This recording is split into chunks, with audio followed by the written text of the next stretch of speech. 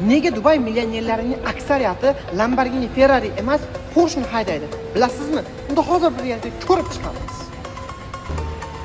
Birinchisi Porsche haydash uchun eng qulayli superkarlardan biri hisoblanadi. Uni sayohatga ham, kundalik ishga ham haydash mumkin. Ikkinchisi ishonchliligi juda yuqori. Ferrari va Lamborghini bilan solishtirganda ko'p egalari ushbu Porsche'ni kam nosozlik chiqaradigan avtomobil deb topishgan. Uchinchisi boshqaruvi juda ham ajoyib.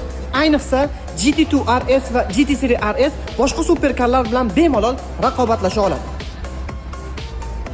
To'rtinchisi Porsche shovqinli emas, sifatni tanlaydigan insonlar uchun. Shuning uchun ham Dubay ko'chalarida Mercedes, BMW avtomobillarini ko'rsangiz ham, lekin juda ko'p millioner biznesmenlar ushbu Porsche'ni tanlaydi. Siz qaysi birini tanlagan bo'lardingiz? BMW, Porsche, Mercedes, Lambo? Marhamat, fikrlarni izohda yozib qoldiring.